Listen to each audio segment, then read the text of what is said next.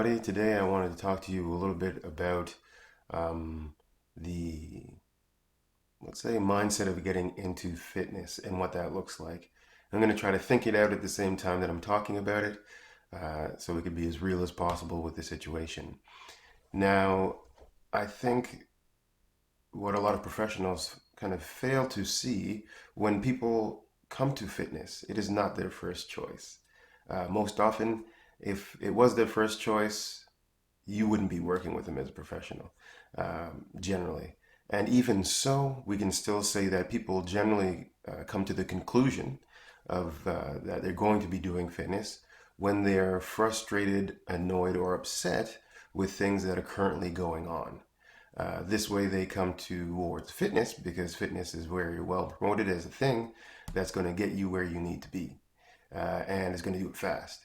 And essentially, after years of having to deal with the frustration of the people coming to fitness, the fitness industry responded with a kind of 6 minute abs approach, which was not sustainable, and we've since moved on from that point, and now we're doing different things.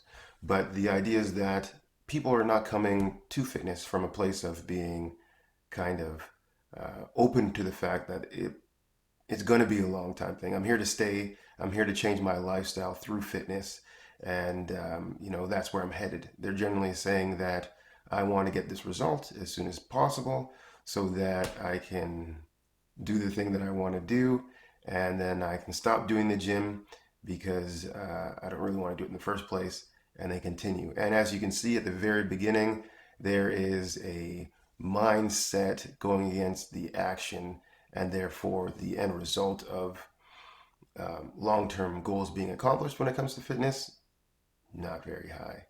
I think this is again from the gap that's being left from when people are coming in and what they expect. So what would we do to lessen this gap? We want to really take a look at what is the benefit of fitness. Essentially, when people come in, they're looking for change. In no particular way, they just are drawn to fitness, so change is what they're looking for. Now, change is actually a slow process, period.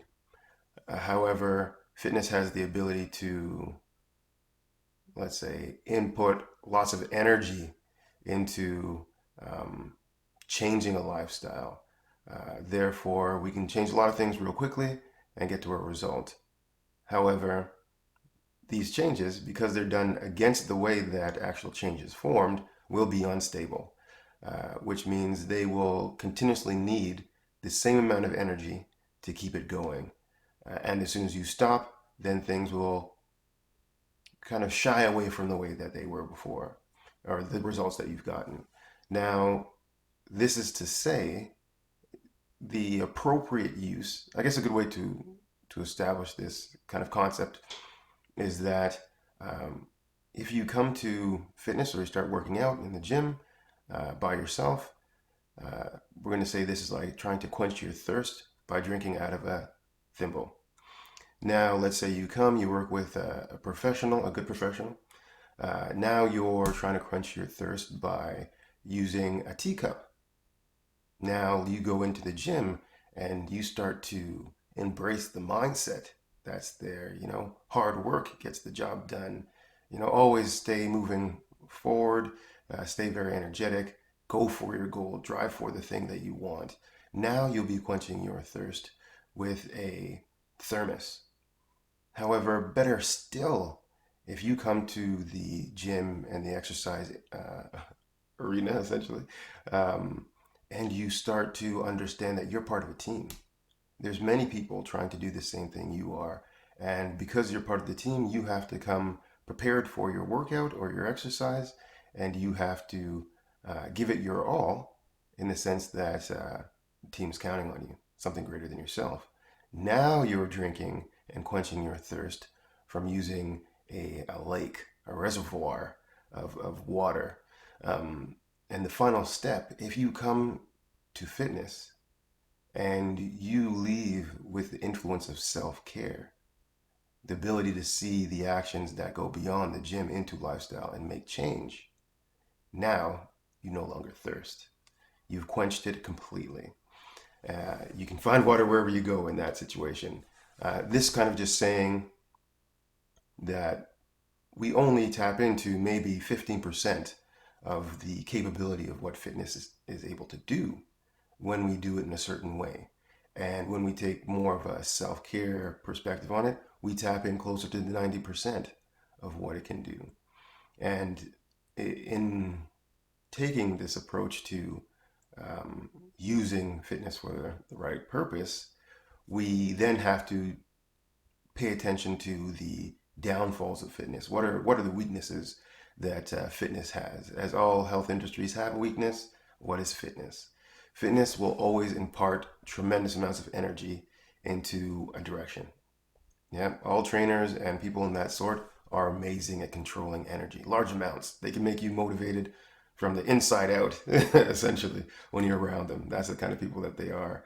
Um, However, the downfall to this is the fact that it's not your own energy. So therefore, when you leave, it'll be hard to continue the workout and that kind of thing. Or you will continue with the workout, but there's another limitation to fitness actually. This is the, let's call it the therapeutic half. So you're working out great. The best that you can do if you're doing a fitness thing with the therapeutic style things is maybe stretching, foam rolling. However, the technique is not quite there in that industry for that. Unless you have a specialist in that area, there's more to the picture. And the last part, the last weakness of fitness is the mental emotional health side of things, because you're not working with a robot, you are working with a human being. So they're going to have ways of thinking, ways of feeling that might not be addressed with the exercise style of things. A good thing to note actually about fitness is it generally gained its popularity in the military world, preparing soldiers for, war. In this sense, it has the precision. When most people come to fitness, what they gain is determination. And determination does make lots of change. If before you were too shy to do something, you will gain the courage to do it. If before you weren't sure if you'd get the results that you wanted, the fitness style thing will impart that energy to you and you will move forward in that sense. So we gain determination. However, again, we want this thing to be rounded out. And as I was talking about the history of fitness, there's more to it, but the idea is it's pretty mechanical in its application. And again, humans are more like a flow than they are a machine, although we do like to associate ourselves with machines being indestructible and very efficient and that kind of thing. However, we work best when we take into account the whole individual. Now, this is another downside to the fitness style of things. We have the ability to take uh, the human out of the scenario. And if they do these reps and they do these sets and they move this way and they do this stretching, then the outcome will be the result. However, the body doesn't work in just one singular system, it works in many. Therefore, we're going to need a little bit more of a robust way of taking on health and fitness in this aspect. So, again, the person comes seeking change, they get determination, which then imparts some change, but it's not the complete change. The change must always impact the person enough to change the lifestyle. And the most effective way to do this is to bring in the mental and emotional aspects. And if we're looking for the kind of full package, we will put in the therapeutic value in there with injuries. Um, Now that we have that kind of all taken care of in a way, and this is going to be again more self care related, uh, we can now start making the changes to our lifestyle that caused us to be unhappy, frustrated, or annoyed with the previous way that we were before this self care thing. And in taking on these elements of life, then we see a more complete change. This change is so complete and so permanent, essentially, that it will start to change the health of the family and people that that person is associated with, because they're going to be healthy in the, let's say, complete way of doing that. As an individual, they're going to grow towards being more themselves, and this is pretty much contagious. People are going to want to laugh, joke, have conversations, share things with you, open up, invite you to places. Uh, this will happen because we have kind of released the tension in the individual so these things can be expressed. Often, again, in our way of work, we again have this ability to make it very mechanical. Uh, if you put a human being in a mechanical situation, there will be stress on mental and emotional aspects of them, which will then lead to a change in the physical um, person themselves, whether internally or externally. We generally pay more attention to the external expression, which is going to be a kind of discomfort, weight gain, weight loss, um, a feeling of not feeling fulfilled in a way, not feeling like you're going anywhere, feeling stuck. This can lead to frustration, anxiety, um, and these kind of things. However, we can put the human back into the situation, and we have to do this if we can't do it at work, which we could, but that's going to be too specific. We can start making changes in ourselves at home, in our lifestyle, the way that we live. And again, this creating a greater change to the person's health because we are growing outside of those previous challenges. Um, this is very important to note when we do take a look at somebody's health. We are looking for the things that seemingly are missing for them, but when added will make the greatest difference. And again, this change has to be done more steadily. It has to be slow and steady. If we make large changes here, we'll run into the same challenges using traditional fitness. We'll move too fast for the individual, and then we'll have a lot of regression, more or less. So the idea, essentially, let's sum it all up. The idea when people come to fitness, they're frustrated and annoyed. They're seeking change. They get determination. This shows some kind of change, although it won't be permanent because we haven't addressed the mental and emotional sides of things. Therefore, these things have to catch up. If we're able to facilitate this more human health version of things, then we will see change and growth in the lifestyle.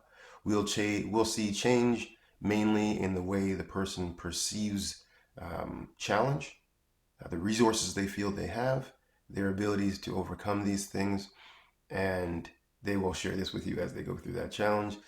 Um, and through that, we have a greater and more permanent way of navigating health challenges. Now, this again is a humanistic approach to health from a self care standpoint. Hopefully, that makes a little bit of sense. You can see where the limitations are to fitness, but that self care has the ability to kind of round that out. And before I finish, I should say that the self care perspective has been derived from the fitness industry and from fitness experience, and just pursued the other realms of health to be able to come back and impart something that is more nourishing to the human being and the individual. And in this way, I think that we can use self care to create environments of health at the very base level for the individual themselves, at the secondary level for the workplace or the home, and the third level for our community and that kind of thing. All right, thank you very much for listening. Have a great day.